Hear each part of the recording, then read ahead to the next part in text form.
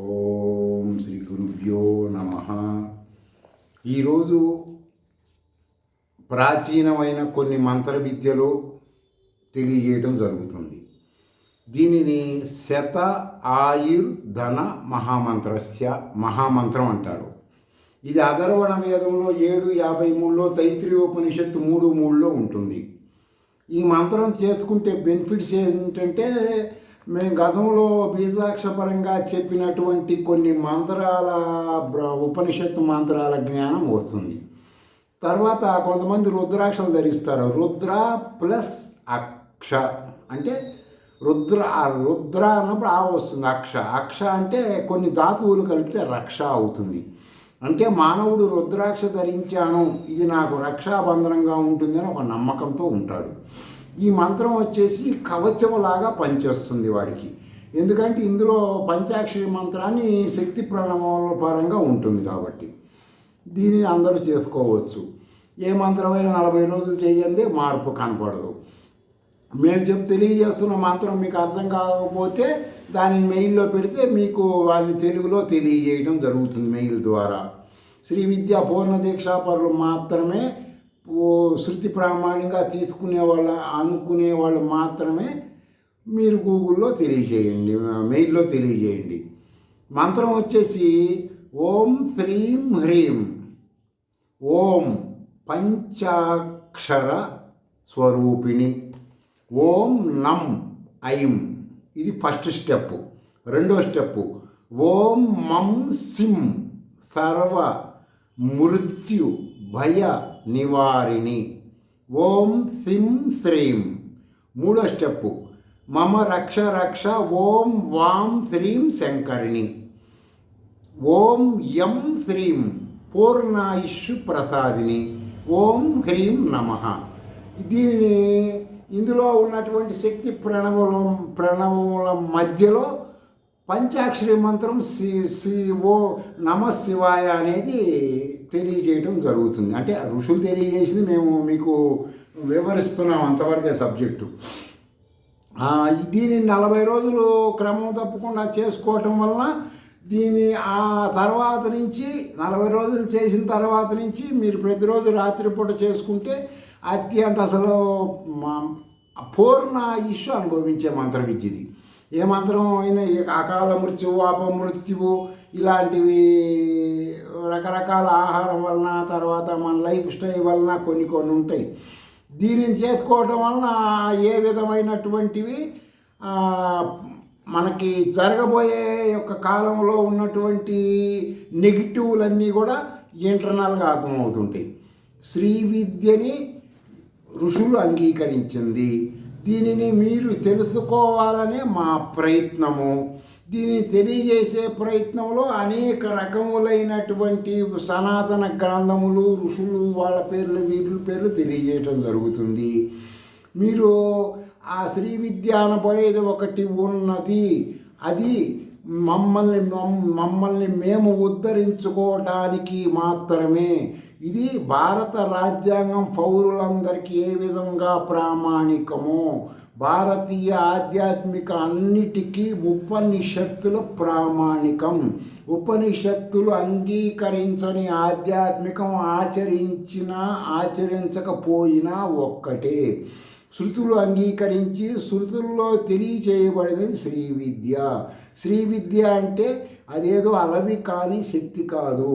మానవుడిలో ఉన్న ఈ విశ్వములో ఉన్న సర్వశక్తులను మానవుడు తెలుసుకునే క్రియ. ఏది ఎప్పుడు అవసరమో అప్పుడు అది వాడుకునే క్రియ. దానిని ప్రతిరోజు వీలున్నంత వరకు బాల్యావస్థ దాటిన వాళ్ళు కనుక మొదలు పెట్టుకుంటే, ఇప్పుడు నేను చెప్పేది కూడా శ్రీ విద్యా మంత్రాలలో ఉంటుంది. అయితే వీటికి కొన్ని దీక్షపరంగా తీసుకుంటే కొన్ని విధి విధానాలు ఉంటాయి. దీక్ష లేకుండా వచ్చేసి మామూలుగా తీసుకుంటేనేమో మామూలుగా అనుష్ఠానం చేయాలంటే పురస్చరణలు అవన్నీ చేయాలి. దీనికి పురస్చరణలు ఇలాంటివి అవసరం లేదు. 40 రోజులు చేసుకుంటే ఆ తర్వాత నుంచి మీకు యాక్టివ్ అవుతుంది అంటున్నాను. ఎందుకంటే అటువంటి మంత్రాలు వీటికి ప్రామాణికాలు ఎవరికైనా అనుమానం ఉంటే తెలియజేయటం జరుగుతుంది. ప్రతి ఒక్కళ్ళు కూడా మొన్న ఒకళ్ళు ఫోన్ చేసి ఏమంటే ఒక దేవాలయంలో పూజారి గారు చెప్పారు, ఆ సిద్ధాంత దగ్గరికి వెళ్ళాము మా ప్రాబ్లమ్స్ గురించి అనేకమైన హోమాలు జపాలన్నీ చేసామండి, మాకు ఫోన్లో నాకు దాని గురించి ఫలితాలు ఏ మంత్రం చేస్తే వస్తుంది. మంత్రాలు చేస్తే చింతకాయలు రాలవు, మంత్రాలకి చింతలు అంటే పాపాలు అనే కాయలు రాలుతాయి. ఆ రాలిన తర్వాత ఏమవుతుంది, ఇప్పుడు నువ్వు రాత్రి ఒక 3-4 కిలోలు ఒక 4 మనుషులు సరిపోయిన ఆహారం తిన్నావు అనుకో, పొద్దున్నే మలబద్ధకం వస్తుంది కదా, మలబద్ధకం తగ్గితే నీకు ఫ్రీ అవుతావు. అలాగే నువ్వు చేసిన పాపాలకు సంబంధించిన కాయలు రాలాలి కదా. ఆ కాయలు బరువు మూట మీద భుజం మీద మూటలు పెట్టుకొని గుళ్ళు గోపురాలు తిరిగినా ఆ బరువు ఈ బరువు డబల్ అవుతూనే ఉంటుంది. కాబట్టి మీరు ఆలోచించవలసింది ఏంటయ్యా అంటే, ఇప్పటికైనా సరే మీ తదనంతరం మీ పిల్లలు కూడా మీలాగా ఆధ్యాత్మిక ధన నష్టం చేసుకోకుండా ఉండాలి అంటే గూగుల్లో మీకున్న ఫోన్ ద్వారా నెట్లోకి వెళ్ళి శ్రీ విద్య అంటే ఏంటి, ఎంత ప్రాచీనమైనది, ఎవరో వేదాలు అంగీకరించినా లేదా అలాంటివి తెలుసుకోండి. విడిగా మీరు చేస్తున్న ఆధ్యాత్మికం ఏదైనా ఉంటే మళ్ళా నెట్లోకి వెళ్ళి మేము ఈ ఆధ్యాత్మికం చేస్తున్నాం, ఈ ఉపనిషత్తులు అంగీకరిస్తాయా అని అడగండి. ఆ విధంగా మీరు టెక్నాలజీని మీ స్వప్రయోజనానికి వాడుకోండి.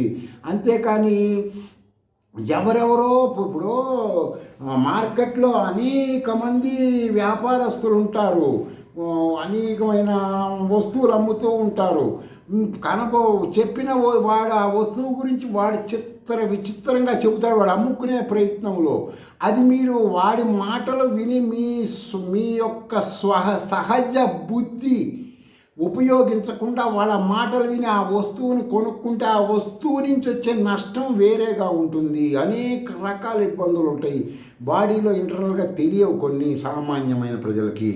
శ్రీ విద్యా మంత్రము చేస్తే ఏమవుతుంది, ఏ వస్తువు మార్కెట్లో ఆధ్యాత్మికంగా కొనకూడదు అనే జ్ఞానం వస్తుంది.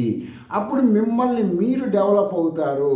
మిమ్మల్ని ఈ విశ్వంలో ఏ దేవుడు, ఏ మఠాధిపతి, ఏ పీఠాధిపతి ఎవ్వరు మిమ్మల్ని ఉద్ధరించరు. ఇది శృతుల మాట. మిమ్మల్ని మీరే ఉద్ధరించుకోవాలి.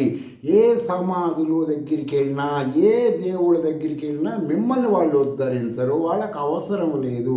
వాళ్ళ కర్మ అనుభవించడానికి వాళ్ళు పుట్టారు. వాళ్ళు దేవతల రూపంలో పుట్టారు, రాక్షసుల రూపంలో పుడతారు. ఎవడి కర్మ వాడిది. నీ కర్మ, కర్త, క్రియ, జ్ఞానం తెలుసుకోవాలంటే ఉపనిషత్తులకి వెళ్ళు, జ్ఞానం వస్తుంది. నిన్ను నువ్వు డెవలప్ చేసుకో. మీ అనుమానాలు ఏవైనా సరే శృతుల ప్రామాణికంగా అయితేనే పెట్టాలి కామెంట్లో.